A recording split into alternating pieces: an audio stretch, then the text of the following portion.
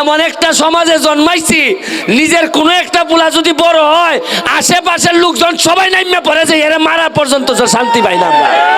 আরে সবাই একসাথে উন্নতি করি কি হয়? মাত্র 1.5 মাস থেকে 2 মাস হয়েছে আমি এমপি হয়েছি। আপনারা কি আগে জানতেন এমপিরা কত টাকা পায়?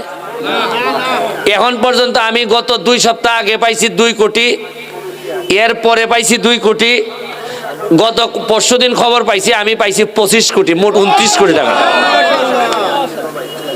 25 কোটি টাকার রাস্তাঘাট আমি বানাইতে পারবো, আমার এই দায়িত্ব দেওয়া হয়েছে।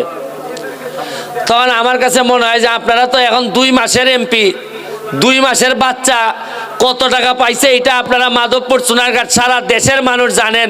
তে গত 10-20 বছর ধরে কেন আমরা জানলাম না যে এমপিরা কত টাকা পায়? আর আল্লাহ মাহবুব জানে মন্ত্রীরা কত টাকা পাইছে। কেন আমাদের জানার অধিকার ছিল না? এই যে 25 কোটি টাকা আমারে বরাদ্দ দেওয়া হয়েছে এটা কি আমার বাপের রাইখা গেছিল না আপনাদের হকের টাকা? তাই কেন জানার অধিকার ছিল না? কেন কেন আমরা তো নেতা কম পাই নাই? আমাদের কেন এই সামান্য আমার বাড়ির পিছনে বাগবাড়ির রাস্তা, যে রাস্তাটা যাইতে চায় সিগুড়া বন্ত, কেন আমরা এতদিন পড়তে পারলাম না? আমি যদি এখন সিদ্ধান্ত নেই যে কিছু হইলো কাম কম আমি মাধবপুর করবো, তাহলে আগামী 1 মাসের ভিতরে এই রাস্তা আমি করতে পারবো। কিন্তু আমি করবো কিনা, কারণ একজনের ঠকাই আরেকজনের করা ঠিক হবে না। আমারে 25 কোটি টাকা দেওয়া হয়েছে, মানে 25 কিলোমিটার জায়গা আমি যেখানে ইচ্ছা এইখানে আমি করতে পারবো। আপনারা এখন বলেন যে 2 মাসে কি করলাই তুমি? এই যে 2 মাস এমপি হইছো, তুমি কি করছো?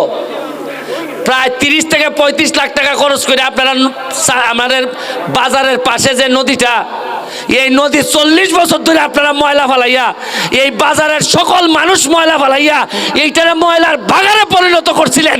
আর আমি এই ময়লার পানিতে ডুব দিয়ে এই ময়লা পরিষ্কার করছি আপনাদের ময়লা।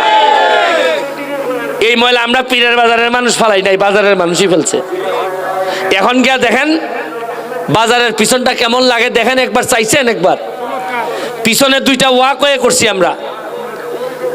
ওয়াকওয়েটা করার পর কি পরিমাণ জায়গা উদ্ধার হয়েছে।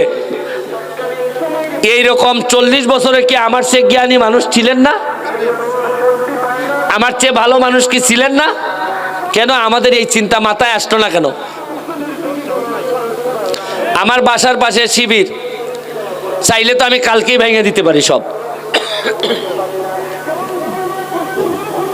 এইখানে একটা স্কুলের, মাধ্যমিক স্কুলের কথা বলছেন, জায়গাটা হচ্ছে গিয়ে দুর্যোগ ব্যবস্থাপনার মনে হয়। এইটারে এইখান থেকে ট্রান্সফার করে যারা আছে এদেরকে আলাদা একটা শিবিরে স্থানান্তর করে যদি সিদ্ধান্ত নেওয়া যায় এটা করার চিন্তা করা যেতে পারে। আরে রাস্তাঘাট আপনার স্কুল করবেন তো পরে।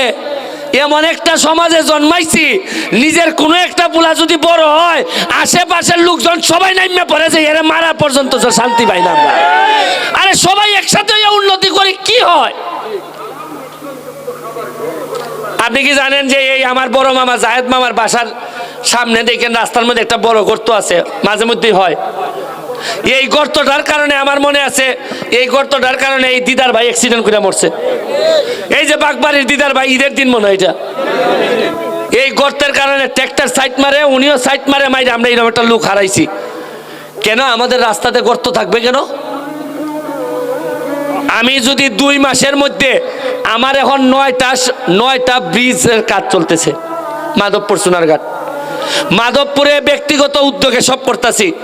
অলরেডি মাধবপুরে 6 থেকে 7 লাখ টাকা খরচ করিয়া হাসপাতালের সামনে যে একটা পুরাতন একটা খাল আছিল, খাল পরিষ্কার করে এরা আজকে পুরাটাতে গাছ লাগাই দিছে।